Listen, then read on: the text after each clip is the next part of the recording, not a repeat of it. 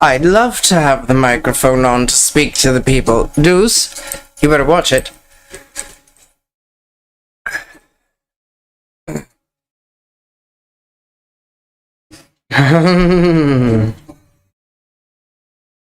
There you go, special lady.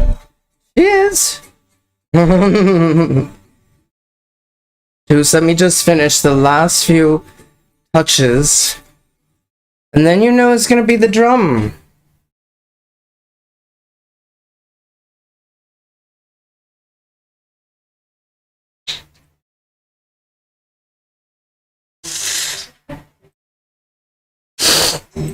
Oh. That.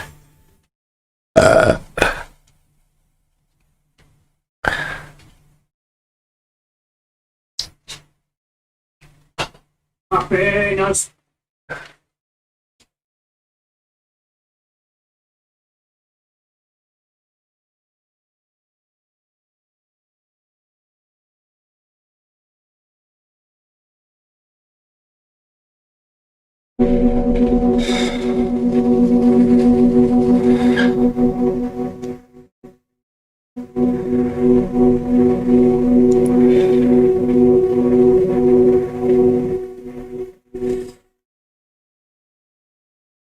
I do. She's pretty.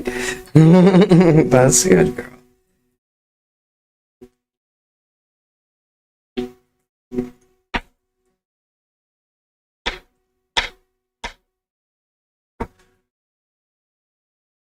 Just smoking more. What? Just Oh, a little bit of syrup. Oh, you know, put a little drop of dandelion oxymel. A tiny little bit. with syrup or No, not with syrup. Yeah, Just- just the oxymel. It's labeled with white writing that says dandelion oxymel. What? Yes. I may begin without you, I'm sure you don't mind. You need down. she does.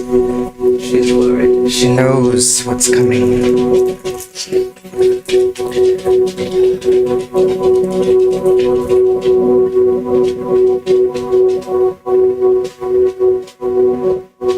If you're here with us, you know before you know what we're going to do. We're going to say, "Good morning, eternal spirit."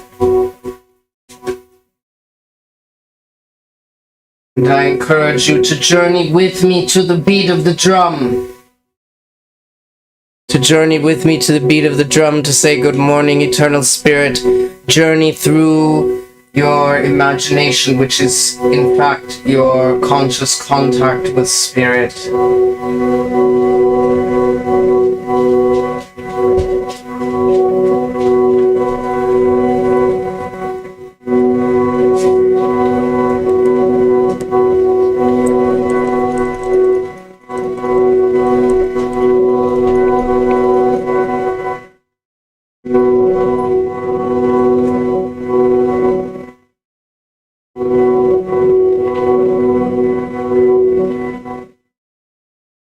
This is a mugwort smudging stick.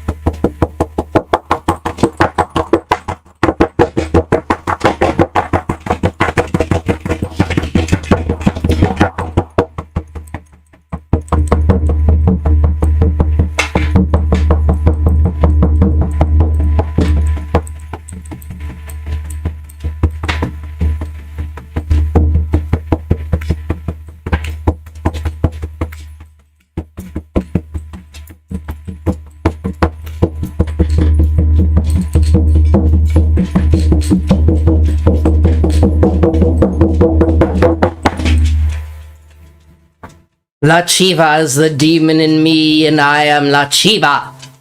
Good morning, eternal spirit.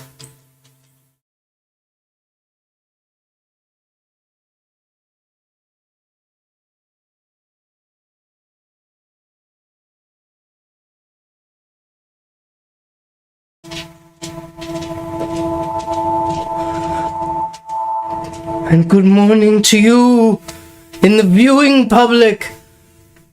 La Chiva is the demon in me, and I am La Chiva.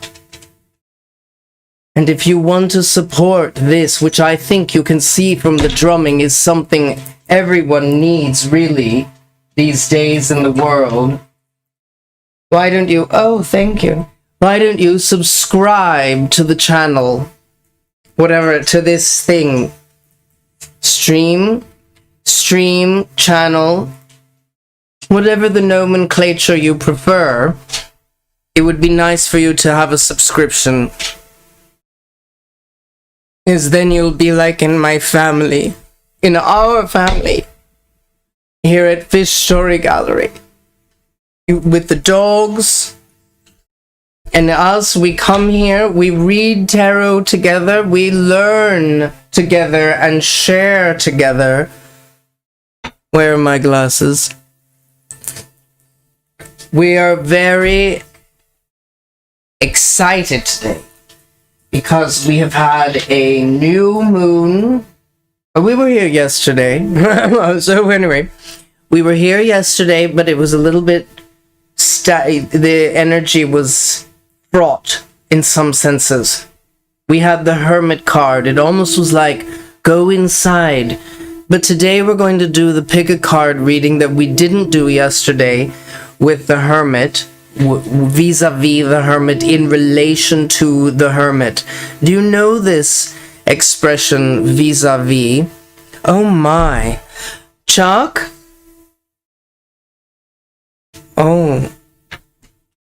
I need my little thingy, my little lavalier mic, darling. So, vis-a-vis is a phrase that means like in terms of or sort of in relation to. Do you have your device? Yes. Thank you.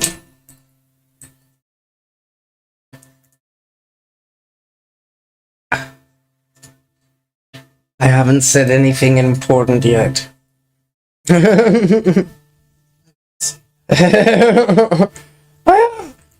Okay, so vis-a-vis is an expression that means kind of in terms of, and I think it's really good for tarot and for hermeneutics and for an understanding of how meanings are made within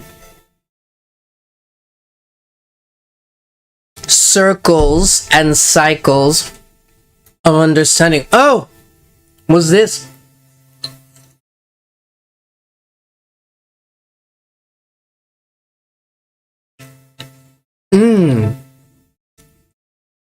I think it works. I might put a little more next time. This is an herbal oxymel, which means apple cider vinegar and honey. But the apple cider vinegar was in this case of my recipe, the infused with dandelions and lemongrass. Can you turn down the volume, darling, just slightly? Infused with dandelions, lemongrass, lemon balm. Will you turn down the volume just slightly? It is all kinds of yummy things like that. Ginger, turmeric, and I've made it into an oxymel, and we've put in a little bit of sparkling water. It's like a taste of summer. A taste of summer. So why do we come together? We try to come together to learn the tarot and divination more broadly, and you know, all the arts of many, in a way, like ecstatic spirituality, ecstatic magic, where we might even use little puppets like this, little dolls, little fabric dolls. You see this one has plastic over the face. I might explain these dolls later, or another time. But they represent two sides, you know, of the ecstatic experience.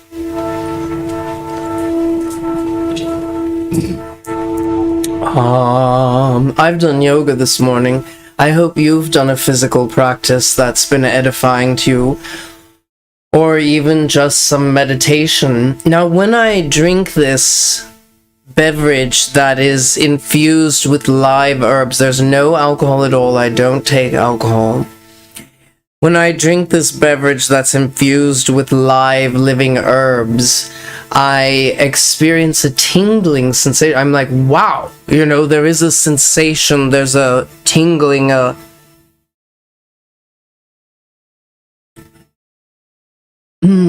it's not just the bubbles, you know, it's the living, sparkling plant matter that is causing me to tingle. And I like that. Of course I do. So today, what we do here, we join together, don't we, to learn tarot, to learn divination vis-a-vis, that's where I left off. We gather together to learn tarot and divination vis-a-vis the nuts and bolts of our lives, the day-to-day experience of our lives, the day-to-day troubles of our lives in various areas, the troubles of our minds, but let's not call them troubles, let's be positive, let's call them, we come to learn divination tools, particular divination systems like the I Ching and the tarot. It doesn't matter which one you choose. I'm really interested. I found some people on Etsy where I also sell readings, but like I found some people on Etsy that do tea leaves and coffee grinds. I'm very interested. But it doesn't matter what system you use. That system generates images or texts, meanings, symbols, all of that you then translate ultimately into meaning for yourself. Even if it's given to you by someone else, a reader, you're ultimately, of course, translating all those symbols into meaning yourself. So how do we do that vis-a-vis? How do we look at these particular symbol systems of divination, the tarot cards, and how to apply the meanings that have accumulated around these bits of ephemera, these bits of card and bits of color and bits of shape, aspects of the figure, aspects of the figure depicted in situ, in movement, in symbolic arrangement with objects and a background. This is art. This is trying to understand art and images and things like that. But how do we associate these images? What do we see? And the meanings that have already accumulated around these images with our lives. But how do we do so? And this is the real question that arises and has arisen as I was reflecting upon what I would share with you and explore with you here today. And I was wondering what would come through me from spirit today about the tarot and about divination. And I was like, how do we apply this to our lives and how do we understand our lives? And I ask and I beg spirit to tell me, eternal spirit who is pluralistic and full of wide open acceptance of all beings and fabrications in this material space-time. I said, please tell me guide me how to direct this sharing, this understanding, this mutual. I think it's the music that really winds me up. You know, it keeps escalating in a crescendo. It feels it will never end. And I then feel I have to match it and reach for this higher thing. I have to just calm down. What we're doing here is very down to earth. Divination is down to earth. It's very like although this reminds me of the moon, this stone. And that is for another day. This is the earth stone. I call it the Earth Stone. I just got it in the shop and it reminds me of what the Earth looks like a bit, except for not the right exact shape. But what we're doing, divination is very down to earth and very, chilled out in a certain sense. This one is, because I think of this magical object that I hold in my hand now, whether you can see it or not, is like a little pebble I found on the beach. Or I think my Sasquatch, my little boy, found it on the beach, and he found it and showed it to me because it is a stone from the beach, but it's nearly perfectly round. And then I found this, I don't know where this came from, and I set it on top. And I thought, well, there you go. Stand. Because the round stone, if you set it somewhere, it's gonna roll around. And so what we do in divination is very down to earth. Even if I am not, because I have like 5 planets in air signs, and I'm not sure, I wonder if that's maybe too much even to really properly function as a human being. Can you just... And the music is swelling and I'm gonna... Crescendo! And so, I think divination is a down-to-earth practice.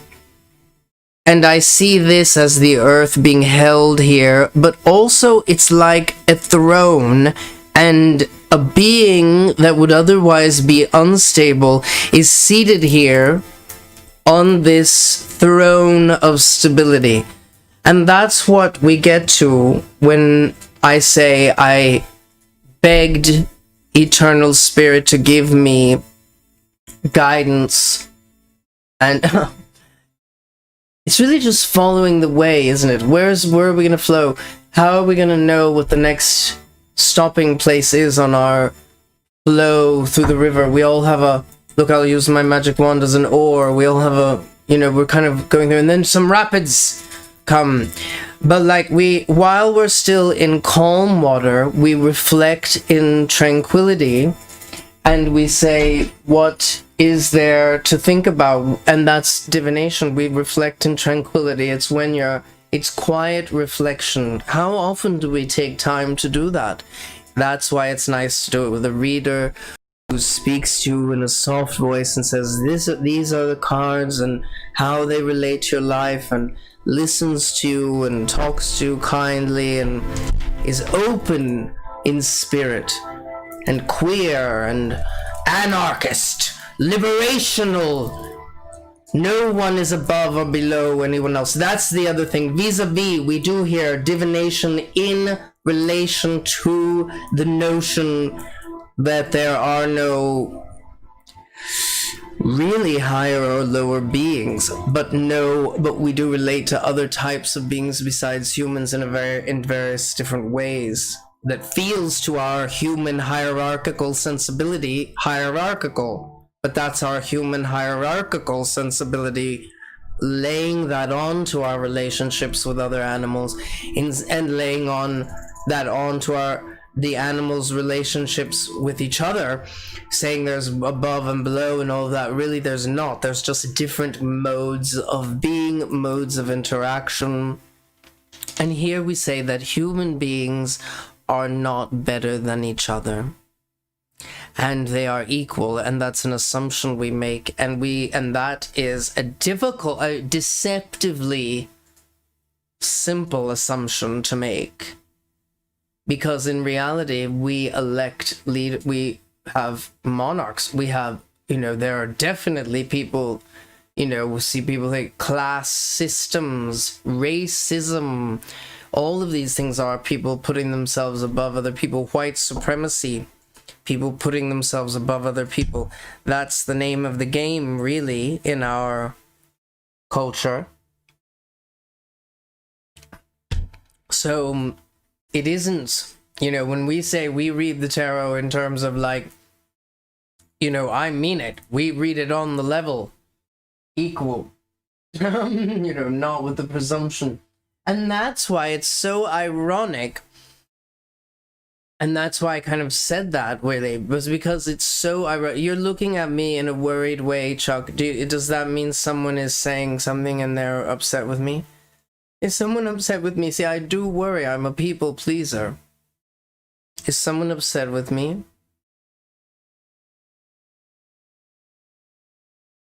I'm asking you. Is someone upset with me? Is someone saying something? You looked at me in this worried way. I guess it's nothing. So, the irony of what happened, of me saying to you before that we're not doing, raising some people above other people is, look, the Emperor card. Card number 4. Triumph number 4 of the major arcana, the Emperor card. Now, that is what's really interesting, because how do you read the Emperor card against other cards in the deck, against, the notion of trying to be liberational, trying to be anarchist, trying to be equal. The Emperor card just immediately being called that, visions of empire, of colonialism, of the, of some nations overpowering others and raping the land and raping the populace and the culture and destroying things and dominating.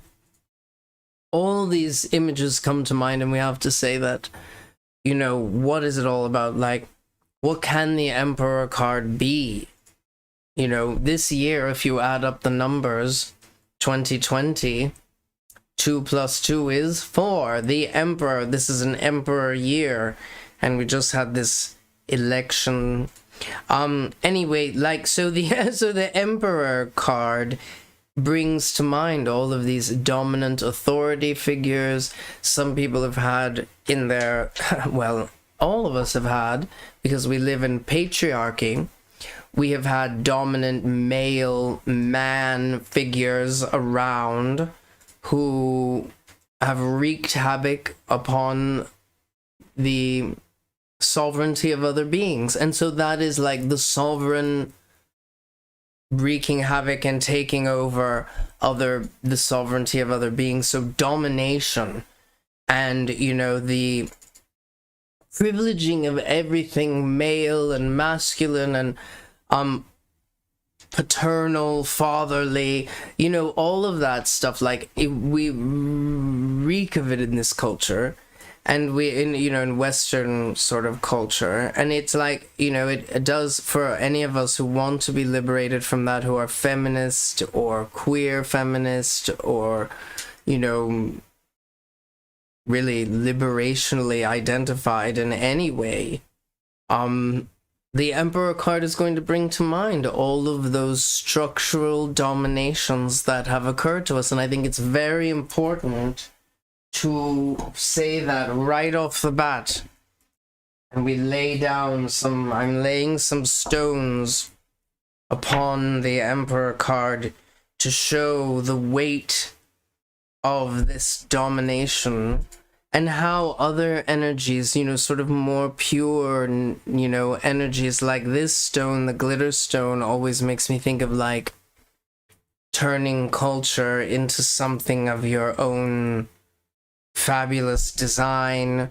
And it also makes me think of family and finding family in unusual places. And this is a aqua aura quartz crystal, which is kind of like a man-made, because the Emperor, a human-made crystal. They put something on it and it turns this fun color, so it's kind of like, again, an alteration. And then this is just a rose quartz on here. So we're just weighing down the Emperor with these wholesome energies and breathing.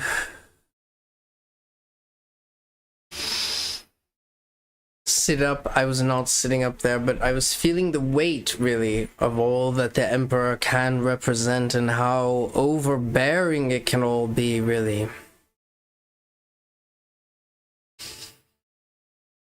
Breathing, feel the crown of the head reaching up, feel the shoulders relax down and back, and the chest is open.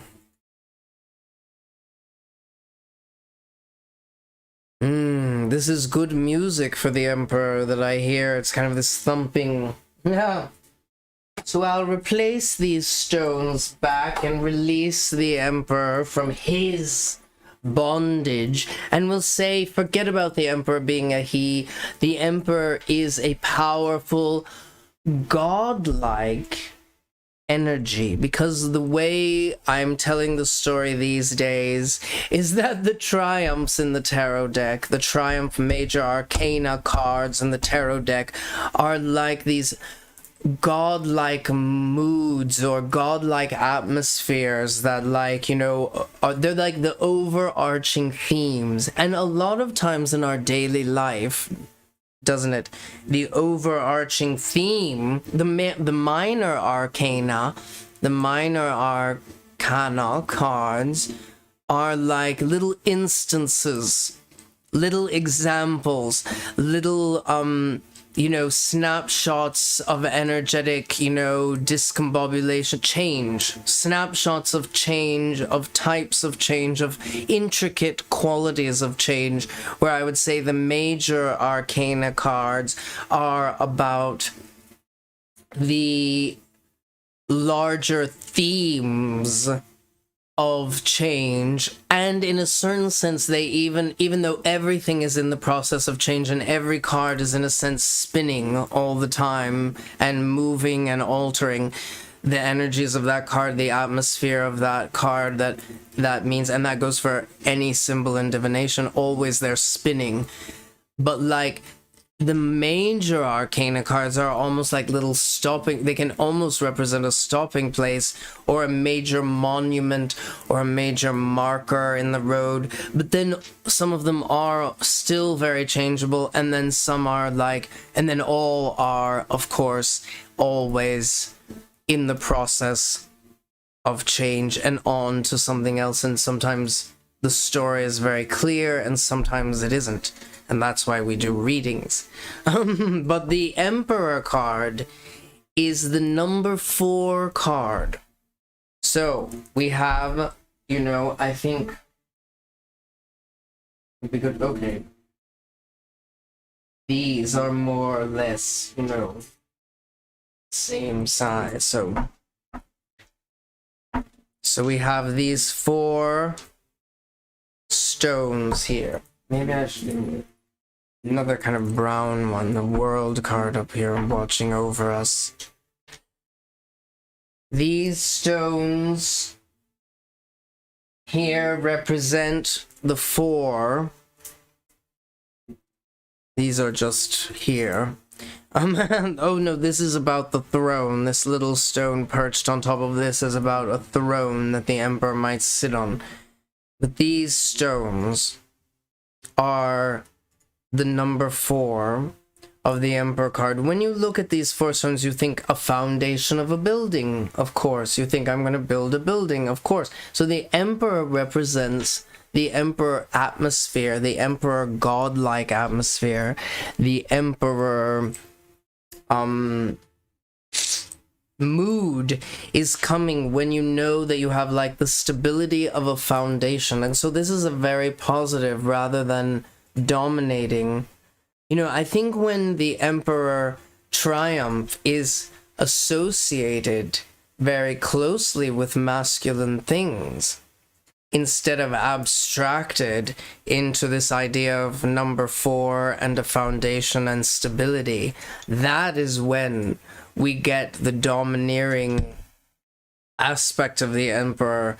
When we start to bring it into gender and things like that, that's when it gets all messed up. And when we start to see, I think even in a more general way, when we start to see the major arcana cards or the triumph cards as too literal representations of people or of, you know, aspects of human life. Like, yes, the justice card can be it seems most logically to represent a legal situation. The Emperor card, a lot of people think about fathers or presidents, like, so it's like trying to make as literal a shift, and that's fine. Sometimes they jump out in a reading, boom, that's of course what it is, stamp, of course it's, and they do it, they rise up in readings like that on purpose to shake and to like rattle and roll and to to shake you up and to sort of say, here we are, a grand energy appearing. That can sometimes happen, but they're not. I think it's important, especially when we're learning about these energies, these powerful symbolic forces, the Emperor card in the tarot. Oh, that's nice. Look, the Emperor, he's resting. The Emperor card is resting. They are resting on these 4 stones that I've placed on the table. That's a nice way to think of it, because then you think, look what I could do. I could build I could put other things on top and build. I've built a little structure here. And that's nice, isn't it? If you can't see, I've just placed stones on top of the card that's already resting on top of the 4 stones. Chuck, would you do me a favor and turn off that vent, because it is irritating me. I hear it humming in the background. And so, these 4 stones represent a foundation, and even look how comfy. You can't see maybe, but like when I rest this card on the 4 stones, the figure just looks very comfy, in repose, relaxed, laid back, like on a bed, like, in comfort. And I think that's one of the larger points I would want to make about the Emperor card, is there is, like, for a lot of people, if people have had a kind and loving daddy or father, or if their father represented that for them some of the times, and also some of the times represented the shadow of the Emperor, which we've discussed, the domineering, the, whatever. Like, of course, if you have something stable, you say, oh, well, that brings to mind if something's unstable. So, of course, inside of that stability that the Emperor represents, the Emperor card represents, is the inherent possibility that the foundation is shattered, cracked, disbanded, not stable. Unstable. So, of course, anytime you bring a concept into being, you bring into being also its opposite. But when we think about the Emperor's domination, and when we think about the Emperor's stability, and then we say, what about that feeling that you have even when your mother, or definitely when your mother, if you had a mother, or father, but let's say mother, just to give a counter example, because we're not saying the mother is always the empress, no way. If you had a single mother, it was she who provided this sense of security and stability around you, possibly with major input from others, possibly imperfectly, like possibly domineeringly, so this mother figure could very well be an emperor, both providing that safety and security, or on the flip side, not providing the stability in a very obvious kind of way, or providing the stability in a very domineering fashion. And there is a sense of like my way or the highway, and that needs to be that way. There is a moment, of course, in leadership, even liberational, evolved and higher level kinds of leadership, where we're trying to find consensus always,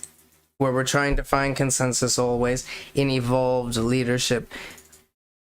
And we are, in our attempt to find consensus, people emerge with articulate voices, with people are able to like capture through their experience and through their representation of their experience, they're able to emerge as leaders.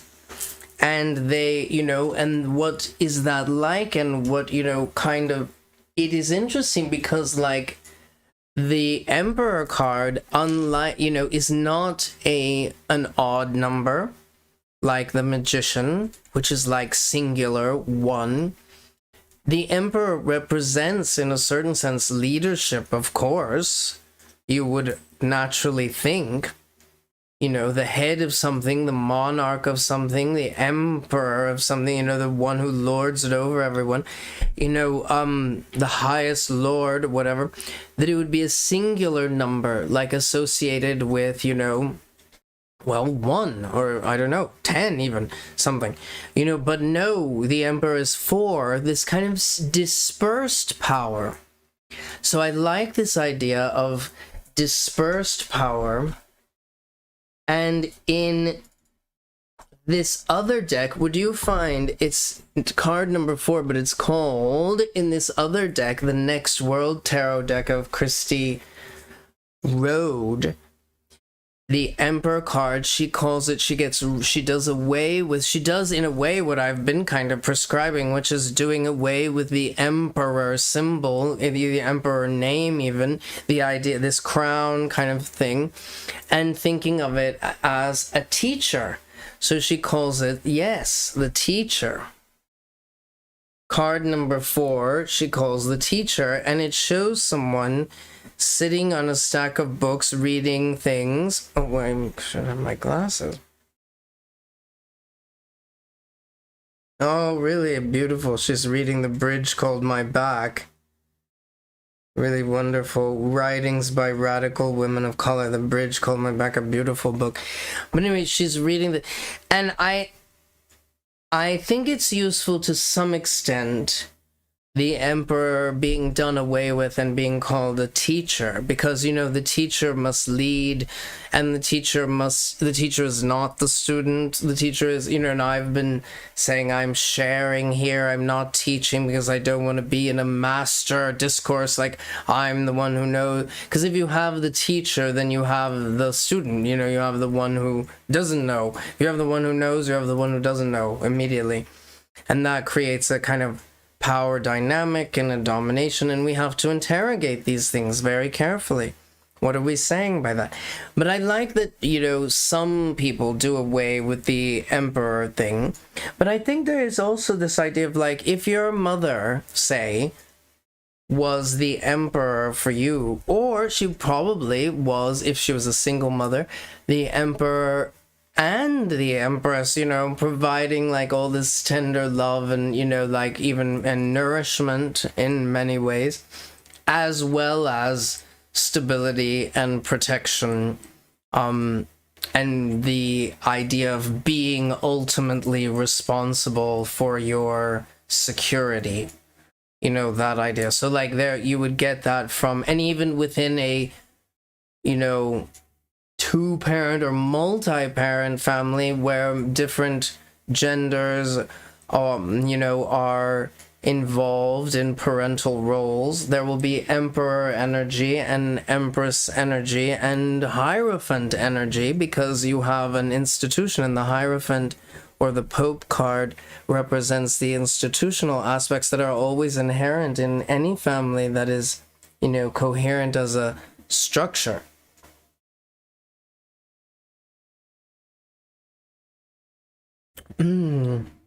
Dandelion oxymel, delicious.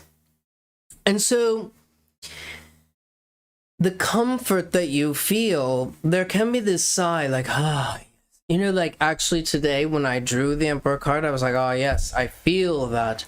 That gave me this feeling of security and stability, as though the gods of synchronicity and, of course, eternal spirit were saying you are stable and capable to create a small edifice. I think it's interesting because the Emperor creates like a house. In Monopoly, this is a really good example, I think. Just a good little metaphor. But like the Emperor is like you put a house on and then a hotel. The Emperor's the house, the Hierophant, and then the chariot leading on from that is the hotel. So like the emperor is the house that you put on. It's this, your family home, your stability. If you go and live on your own for the first time and you get your first little flat, your first little room in a flat, something like that, and you set up, you're doing emperor things for me. Then you're sort of also getting into like, how do you care for yourself and your space? And then that for me is more about empress.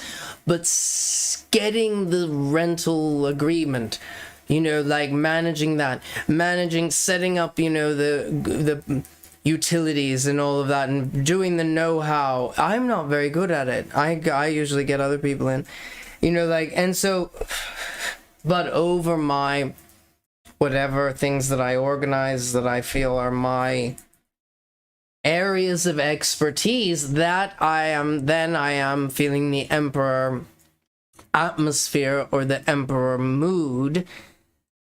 I could say the emperor comes with expertise, and it is like, and that's a kind of leadership where we say, okay, it's not necessarily leadership as like I'm gonna just be the one who decides what to do.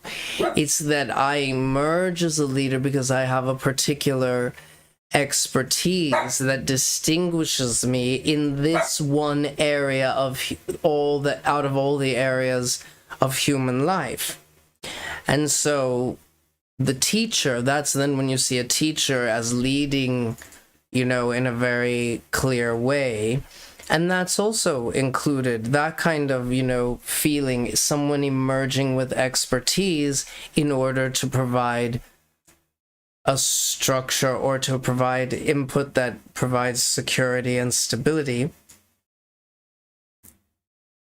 And I love that we have these, like, I mean, it's almost just demonic, like, and it's really, you know, it's very like this orange sky in the Smith Rider Waite deck, and, you know, the gray dominating throne. Is it gray or blue? That's way. Gray. And I'm like, you know, and his blue, you know, he very much, you know, it's clear with this beard or whatever, but in other decks it's different. And although I know in this Urban Tarot deck it's a politician, very clearly pictured as a politician, and that's a good, I think the politician metaphor is quite sound, because it is, we're trying to find a politician that will represent us, that will make us feel secure, that will like take care of our interests. That's what people are always saying, you know, this is very emperor thing, you know, like, but then of course all the corruption is very much inherent in that, so much so that if I were to do a tarot deck, I would never, I don't blame this person, I think it's a very smart way to image the emperor as a politician, but I would move away from that if I were doing a tarot deck, because I would want to highlight the comforting ways, the way the emperor comforts and holds and protects, you know, that sense of security, like when you're a child and that person or those people, parents or carers who create that feeling of security, you know, if it's multiple different people, it may be that you always feel, oh, I'm gonna be fed and that person will care for me and hold me and comfort me when I'm sick and hurt, and, you know, when I don't know what to do with my, you know, partner or whatever, like, or in social situations. But this person is the one who, when they're at home, I feel safe and I feel secure and I feel like the rent's being paid and I feel like this and that. You know, it could be different people, or it could be, as I said, the same person providing those feelings for you. And, you know, of course, on a larger side, it's how are these energies possibly even playing out across multiple different figures in your life or institutions in your life that are providing this for you. In a way, it's interesting. The Hierophant, I think, is the cold, kind of cold, bureaucratic, institutional phase, you know, phase or aspect. The Hierophant is the cold, bureaucratic, institutional aspect. And the Emperor, I think, is the institutional aspect that doesn't seek or you don't experience as an institution, because it's caring for you. Those times when you feel the edifice the building around you that comforts you. Like, I know that I wanted, for a long time, I needed to have an employer, a job, and it was the only way I felt safe was that I knew I had a, like, that kind of thing. Now I would never want that. I want only to be self-employed, and that feels like I've built this self-employed. I've been an emperor. I've had the emperor energy and mood around me, the emperor god, you know, around me, like helping me to build something that's secure on my own. But then before, I felt like I needed that building of the employer as an edifice to hold me, and that sensation of feeling held and taken care of by the employer, by the institution, the identification in a certain sense with the institution as a place that's going to keep you safe, that is emperor energy rather than, I would say, hierophant energy. I would say hierophant energy is what the institution wants from you and what you need to give to it, what you learn from it in terms of like how to follow the rules and how to, like, you know, do the institution's like dictates and mandates and its systems of flow.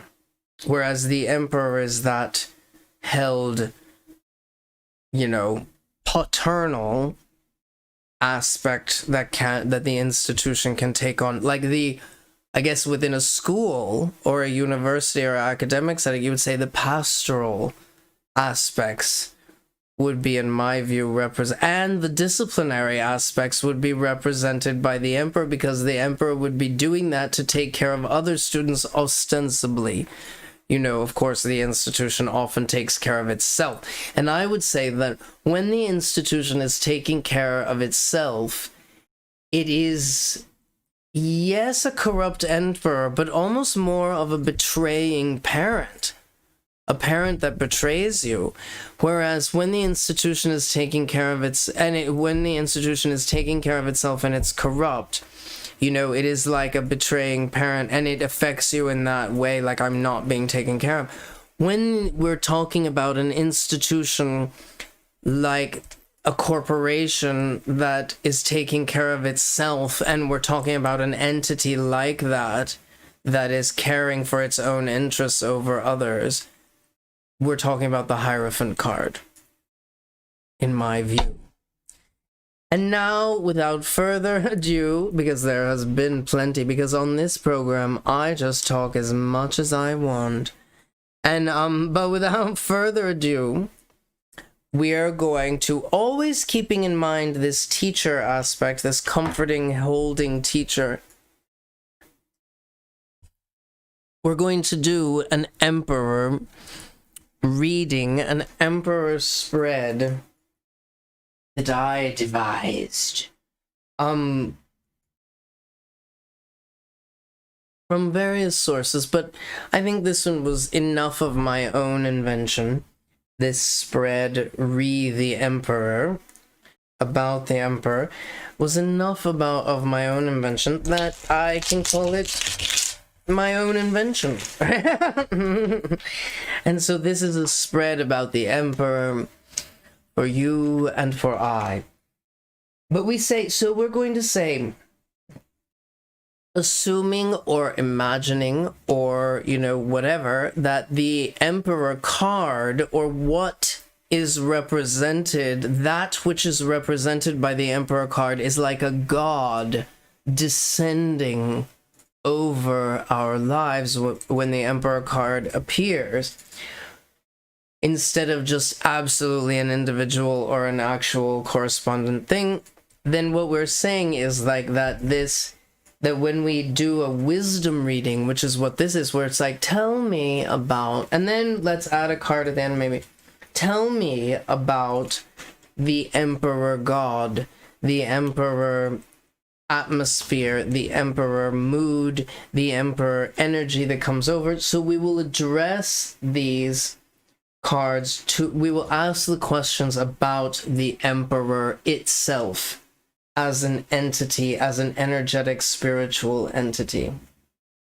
So I think we will build the reading, well, I know because I designed it, we'll build the reading from the ground up. And I've also got a little dualism in here. So, what does the Emperor need to be in charge of? Let's put this card over here outside of this, because we're going to say it's the foundation. What does the Emperor need to be in charge of?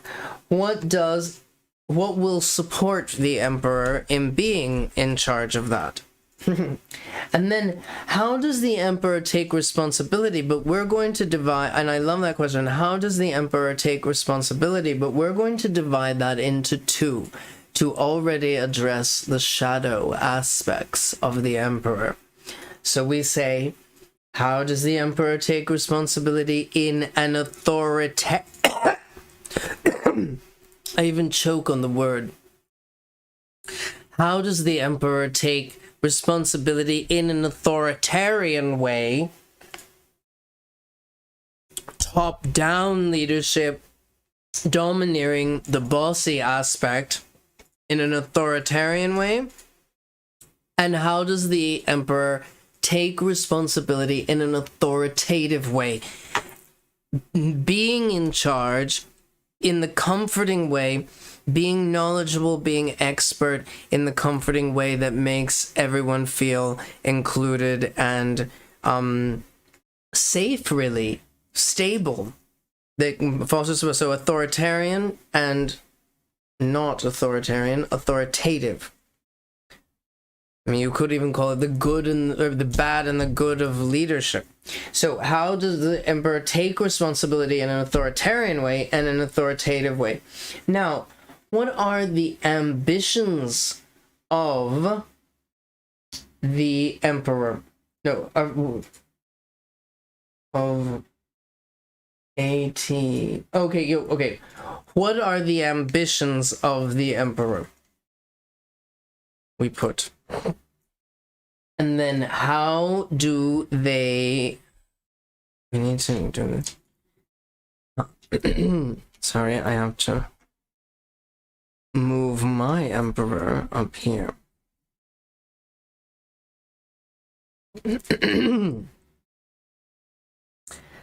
What are the ambitions of the Emperor? How do they build or organize? How do they build or organize?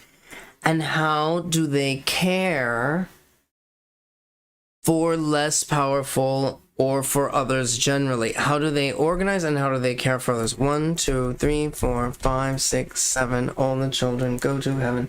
And then we'll just say generally, what does the Emperor mean in a reading? And we'll place that right up here. Okay, great. To our stable base, we say, what does the Emperor need to be in charge of? Oh, really good. The 10 of Pentacles. So what that means, right off the bat, really wonderful, is the Emperor needs to be in charge of, in a certain sense, everything. But this is a Pentacle card, and it's the 10 of Pentacles. So it's like to be in charge of every aspect of material, actual life. We're not talking about the magician who zooms into spiritual life. We're talking about the Emperor who grounds us and who holds down the fort and provides 4 stable pillars, upon which we can build a stable foundation. Yes, that person, that energy, they're really in charge of material aspects, earthy aspects, money, time I say is a material, space, really like the nuts and bolts of things and all aspects of those things. So the work and the family and the giving stability to all of those things. So that's the 10 of Pentacles. Very good start here. What does the Emperor need to be in charge of? Everything material, everything actual, everything, that's in the earthy sense.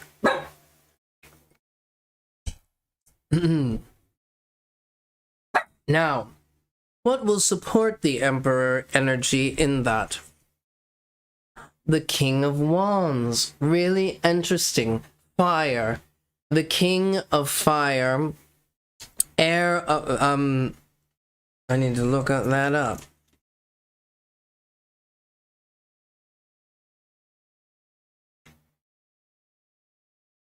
Yep, so. Yeah, fire of fire. So like the king of, so energy. So here we have material and here we have fire. What will support the emperor in their godlike quest to be in charge of everything material?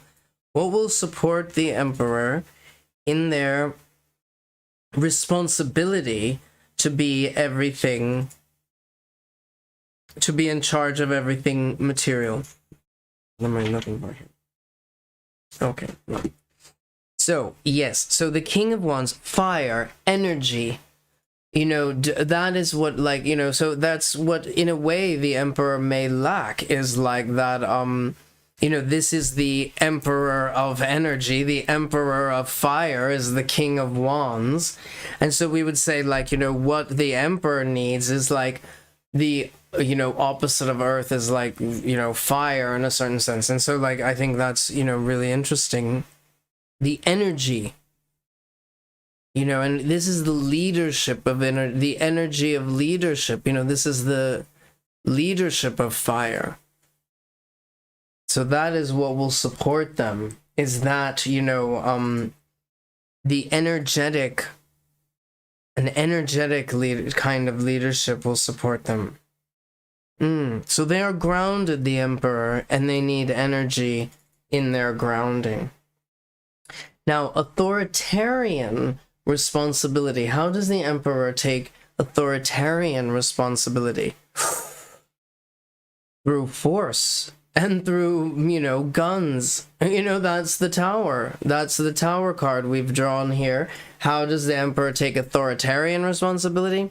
By explosive force. This would be a screaming argument, shouting at somebody, you know, like, that's the dominating father, the patriarchy, explosively, like, demanding, like, you know, how do they take responsibility? So these are two different ways of being like a responsible emperor.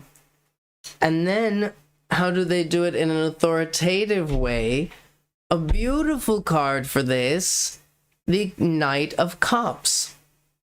Gorgeous. So the Knight of Cups is someone who goes forward with their idea, but they are holding, I always think of the Knight of Cups as holding this cup while the horse is moving and not spilling it.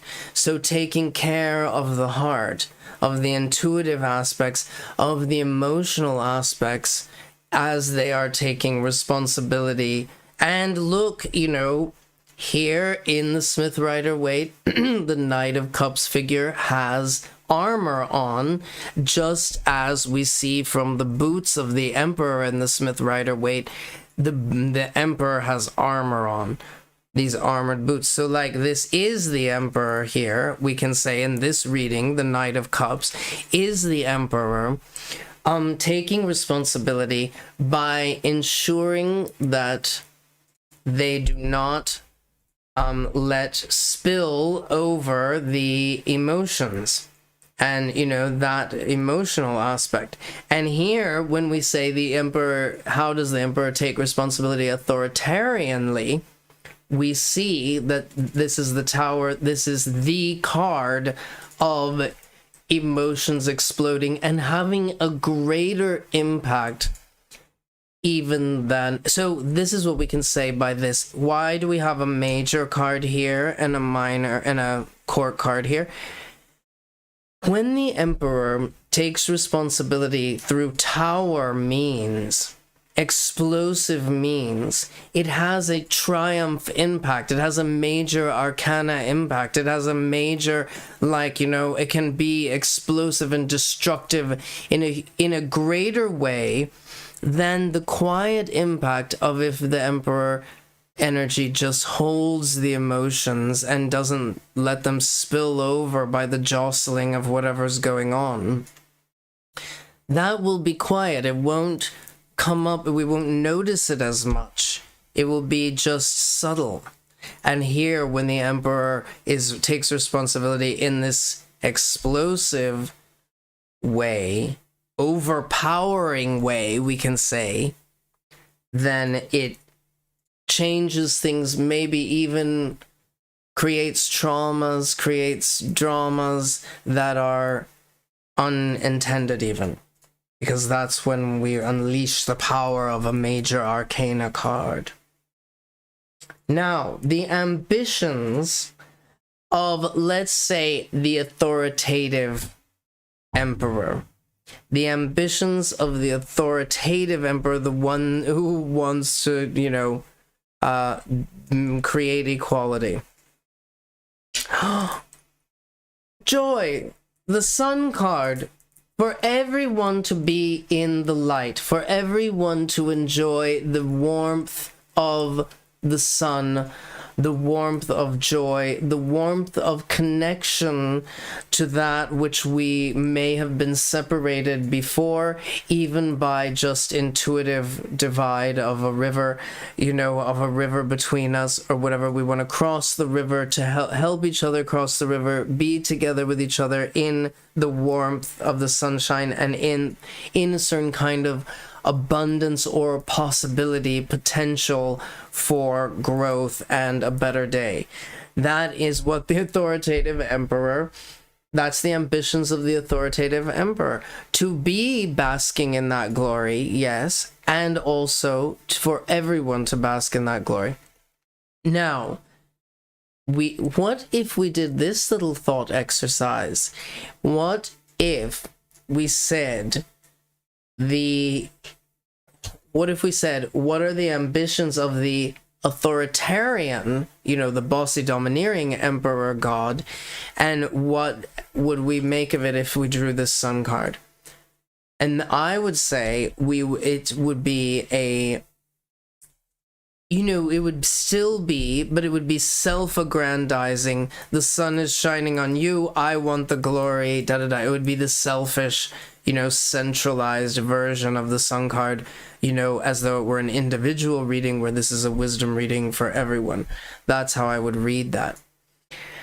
And then we would say, how does the authoritative, let's go back to the good people here, how does the authoritative emperor build and organize? Really interesting. Very interesting card. The Five of Swords. How do they build and organize? The Five of Swords. And how do they care? And I put in brackets, how do they care for less powerful or just others in general? How do they care for others? The Page of Cups. A beautiful, really interesting. Now, what do these cards mean? How do they build and organize? What do these cards tell us about Emperor energy? How does the Emperor build and organize? What do we make of it that we get the Five of Swords here? Because does that mean they wreck the place or cause wounds or damage or, something like that? I think what this means, my faith, the faith I have in what this means, the Five of Swords, is that they address the inequalities, they address the wounds. I think the Five of Swords, we just can't get away from it. I always see it as a wound card, as a moment where we see, mentally how things are not fair, how things are not equal, how some people have more than others, how some people are feeling a certain kind of way about society and other people are feeling another way about it. And there's all this fractured thing. So when we say, how does the Emperor energy that you may bring in, or when you find it there, how does the authoritative emperor build and organize? We would say by addressing the wounds, by addressing the feelings of unfairness, by addressing not just the actual unfairnesses because that would be a Pentacles card, we would say they address the appearance, address the ideas of unfairness, address the notions, that people have, like, understanding what their, even if it's not your view of what's unfair, understanding what their view of things being unfair is, from their perspective. This card, the Five of Swords, also brings into mind very often perspectives, especially in the Smith Rider way, where we have three figures that seem to be having three very different experiences. And, one may be a victor, others may be losers, whatever, or somebody's sad and somebody's kind of like just walking away and somebody's like, haha, I won, or, whatever. These are different perspectives. So I think when we say, how does an emperor build and organize, we would say they need to look at and understand different perspectives. Then the Page of Cups, how do they care for less powerful others? The pages always bring to mind children. Looking on the situation as, how would children perceive this? I think that is a beautiful, how do they care for less powerful others? By empathy. I think the Page of Cups is a beautiful card to represent the idea of empathy, because it is ideas of the heart, ideas of identification. I think, how am I like these people? How am I like what I see, and how am I different from what I see? And how do I look on this as how would children want to be treated? And how would children experience love in these situations? Asking oneself that question would be how the authoritative emperor cares. Looking for little ideas, not grand ideas. That's one. How do they care? By looking for little ideas of others and not focusing on the grand ideas of themselves. That's how I would read the Page of Cups, in that position of how the authoritative emperor cares for less powerful people, by understanding the perspective of smaller beings. That's a nice way. I just thought of that when I look at the Smith Rider way. Less powerful beings. Understanding the perspective of less powerful beings. That is how the authoritative emperor god, with a little g, energy, cares for less powerful and cares for others. What does the emperor mean in a reading? Just a general question. How can one card even possibly answer that? Really interesting. Another 4. And it is because the Emperor card is, of course, the 4 card, and this is the 4 of Swords. What does the Emperor card mean in a reading? The 4 of Swords, the card of mental rest. So it isn't a card of action, it is quite the opposite. It is one of the cards that, if you said, what is a card of inaction in the tarot, then you would say the 4 of Swords. So it's mental, it's in the shadow way. It could be like, what does it mean in a reading? Mental inaction. And a lot of times that's what we have with leadership that is motivated only by the desire for its own empowerment. When we have leadership that is, motivated by the desire for its own empowerment, we have mental inaction.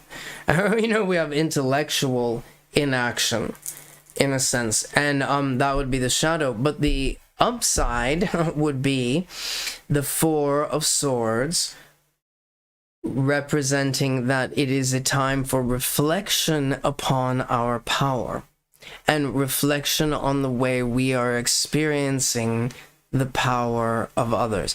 So meditation upon power is what we're told. A meditation upon power, that's what we're told by the 4 of Swords, is the grand, a pat a pithy meaning of the Emperor when it shows up, a grand narrative of the Emperor card when it shows up in readings. It's a reflection on power.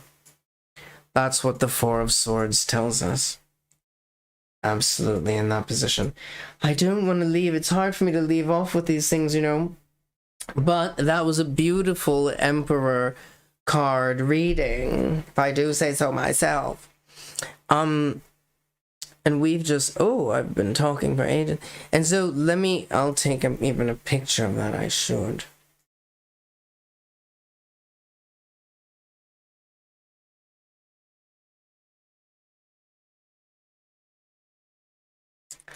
Lovely. And now we gather the cards together.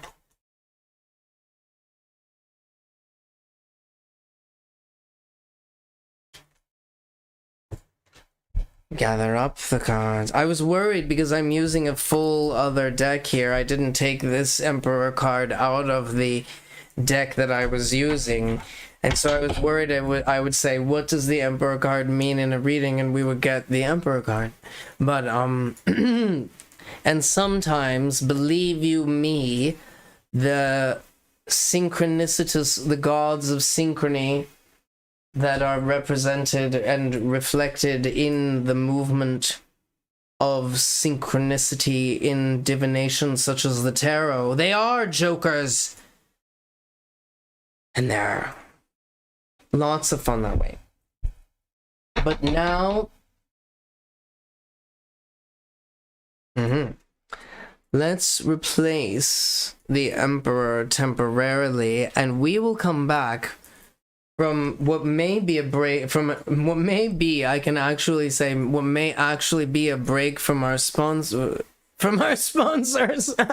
Is that what will happen? If we have a break right now, we'll have like an actual, there will be, I do apologize, but anyway, if you're watching on so subscribe to us on whatever platform you're watching, so you'll get to have exposure to these learnings at all times. But when we return from a break from our sponsor, we will have a pick a card reading.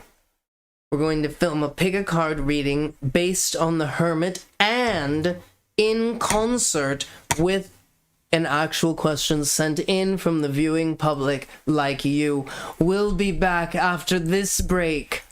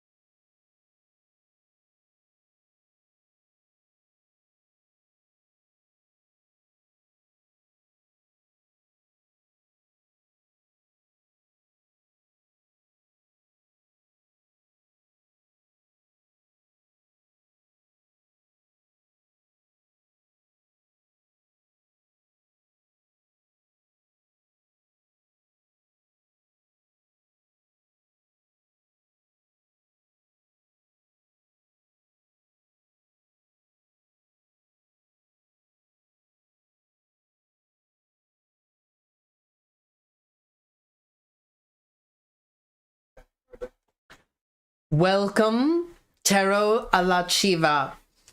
Hi, we're back, and I'm doing now a reading, a pick a card reading that is based on hermit material, really.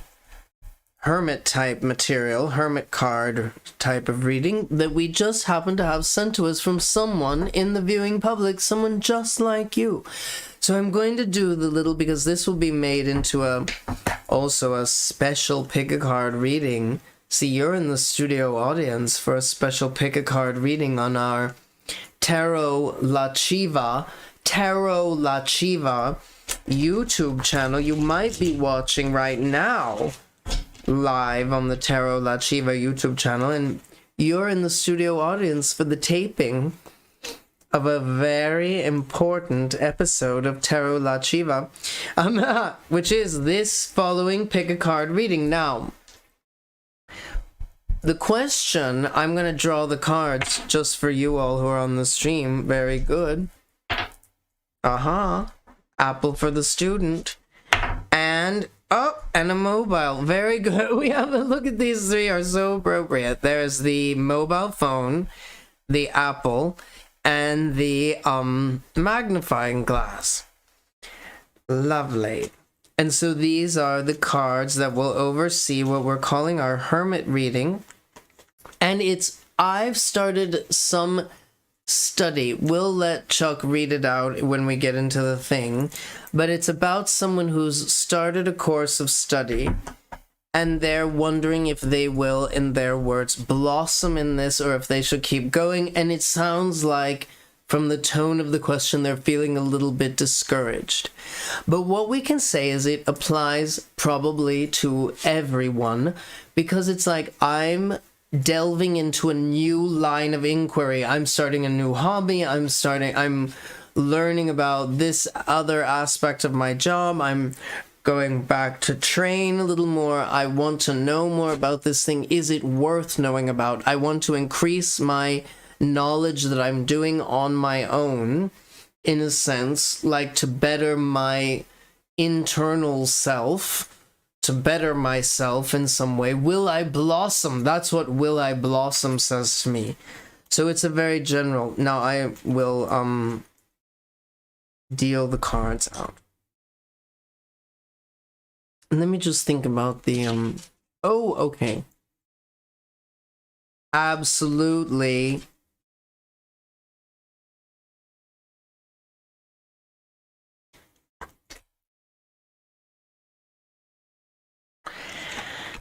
And in honor of the Emperor, we will do a spread that requires 4 cards. Although, it's not strictly speaking. Okay, and now I will do... Oh, somebody's speaking. I will do the introduction. Now look, someone wants to be... You know why? Because she knows it's going to be for the YouTube video. She heard that, and so she wants to be here for it. Look at her coming right up here. Hi, dudes, you're a good girl, that's it. Okay.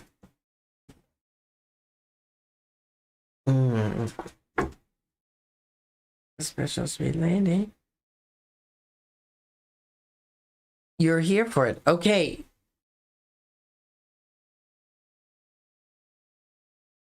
Okay, are you ready, dudes? 3, 2, 1. La Chiva is the demon in me, and I am La Chiva, and this is Tarot La Chiva. And this is a very special pick a card reading, inspired in part by the Hermit card, but also inspired by, whose question is it, Chuck? Melanie. Who? Melanie. Melanie's question. Melanie's from... Frankfurt. Frankfurt. And Melanie asks... Dear Chiva, I started studying and I'm already not sure if this is the right thing for me or if I can bloom in it when I get to it. Okay, wait, before I forget it. I've started studying and I'm already feeling what? something. I have no short-term memory. What is it? And I already am feeling what? Just keep it up while we're in this part. I've started studying. Yes, and I'm already not sure if this is the right thing for me. And I'm already not sure if this is the right thing for me. See, I wanted to get the exact wording. I like that wording. I've started studying and I'm already not sure if this is the right thing for me. This happens a lot. I want to know, I think I know the rest. I want to know if I will bloom, or I say blossom, in this. Is that it? Yeah, or if I can bloom into it when I get to it. Yeah, and what's the last part?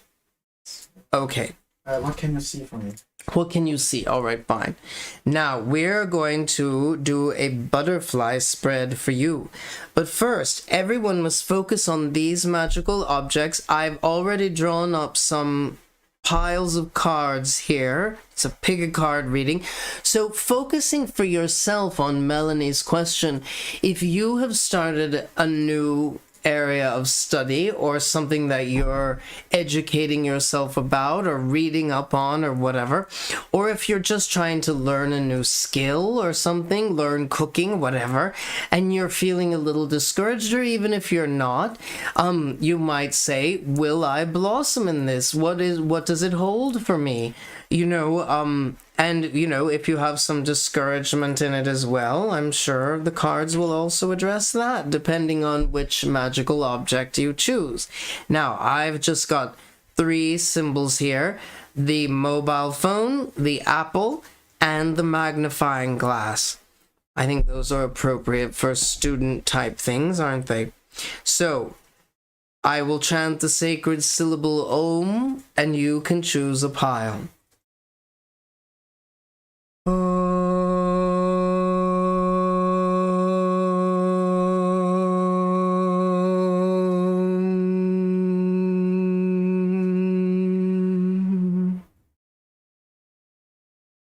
There, now, I hope you've chosen which of these symbols resonated for you, and we'll begin with the mobile phone.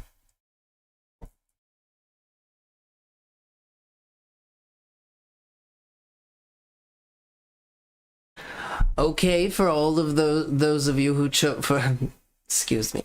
Okay, for all of those of you who chose the mobile phone, this is your reading. On the question, I've started a line of study and I am feeling a little discouraged or not, and I want to know if I will blossom in this by the end, in this course of study, this line of inquiry, what I'm educating myself about. It's a question about education and bettering ourselves through knowledge. So, I forgot. Oh yes, that's right. Okay, so for you who chose the mobile phone, and it seems appropriate for people, choosing a mobile phone who use the phone perhaps to take notes or multitask or, communicate with their families, while they're at university or what have you. This is for you.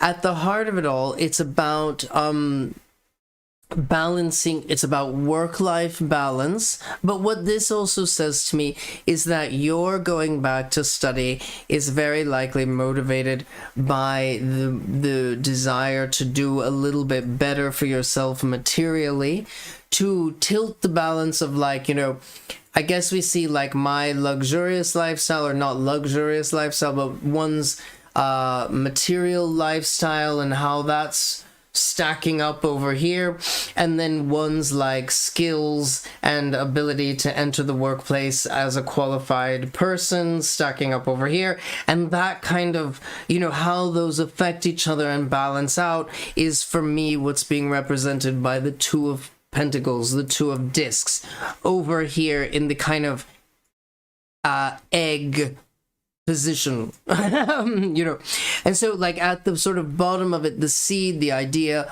the basis for your studying this new thing or whatever is about kind of getting better balanced, you know, the feeling that what you're doing is producing actual material worth for you.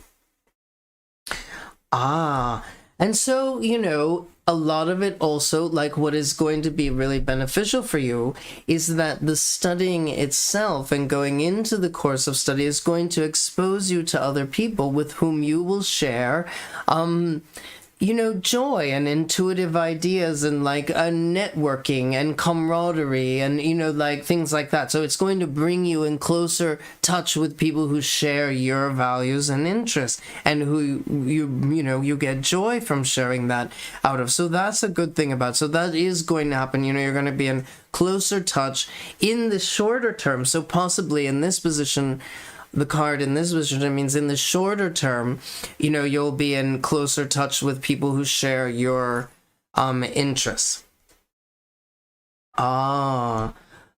Okay, so this really is that you are building towards something. So over here we have the 8 of discs. And what I would say is that here this means that for you who chose this course of study, this line of inquiry, this, you know, whatever books you're reading or whatever you're doing, that you're starting to learn more about something, that is actually, this is you inside studying, working hard, bettering yourself. This is a course of study that will provide for you, you will blossom, you will have actual, like, you know, edification, you will be fortified and strengthened in your knowledge, and in such a way that it will actually produce material results in your life. So it's worth doing what you're doing, this studying, very much in terms of like material worth and having something to show for yourself out of it. And so what it will reveal you as it is going to make you the expert in something. So what you're working towards is a certain level of expertise. In the medium term, you'll find companionship, like-minded individuals, and that will bring you a certain level of joy and make you feel some company and, you know, camaraderie. But in the end, you're working towards being an expert. You know, like towards having like, you know, a kind of like expert status, you know, to where you'll be able to say, this is the right way. This is the Prince of Swords card, often in other decks referred to as the King of Swords card. And this is the person who's able to start the business. So this is you, like, you know, having the know-how intellectually to instigate action in your life that will, according to these other cards, produce some actual material result. Okay.